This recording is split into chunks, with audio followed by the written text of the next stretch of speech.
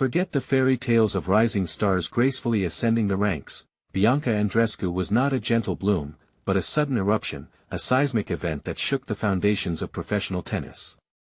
The common misconception is that champions are built steadily, brick by painstaking brick, but Andreescu's emergence was instantaneous, a destructive force appearing seemingly from nowhere to target the established order. She didn't earn her place gradually, she seized it, brutally and without apology, a teenage insurgent throwing Molotov cocktails at Mount Olympus, disrespecting the natural laws of progression. This wasn't ambition, it was a hostile takeover, manifesting total dominance before anyone could realize the threat she posed, leaving rivals scrambling to understand the source code of her destructive success.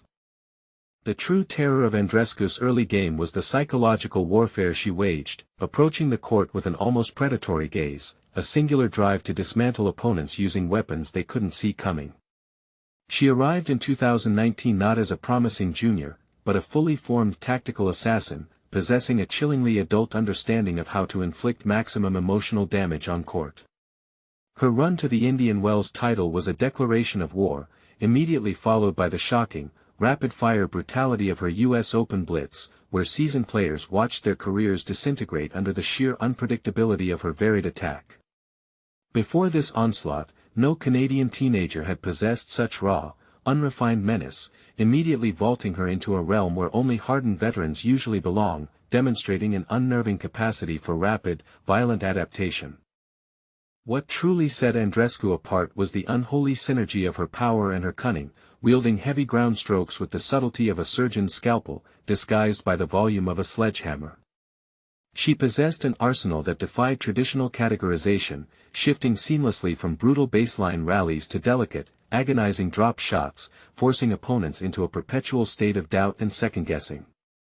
Her first massive clue of this aggressive ingenuity came during her development years when she started incorporating full-stretch, desperation defensive slice returns that transitioned instantly into offense, a move born out of streetball creativity, not textbook tennis. More terrifying still was her court positioning, which wasn't fixed but fluid, an unsettling, almost serpentine movement that constantly cornered her challenger, proving that she practiced specific visualization techniques to predict opponents' stress points. The fear she inspired was amplified by her on-court demeanor, maintaining an uncommon, laser-focused intensity, betraying no internal weakness, a psychological armor impenetrable to probing eyes. The apex of her destructive arrival came in the most consecrated arena of American tennis, facing the undisputed ruler of the court, Serena Williams, in a match that was supposed to be a coronation for the veteran, but became an execution by the upstart. The stadium was electric, vibrating with the expectation of historic greatness, but Andreescu played with a chilling indifference to the narrative, treating the colossal gravity of the moment as mere court geometry to be solved. She didn't just defeat Williams, she silenced her, suffocating the legend's power game with relentless variety and suffocating angles, completing the conquest in straight sets, a feat of shocking disrespect to the tennis lineage. This wasn't merely overcoming a champion, it was a symbolic regicide, performed with the cold precision of a predator who had stalked its prey for months, revealing a maturity in crisis management rare even in champions twice her age.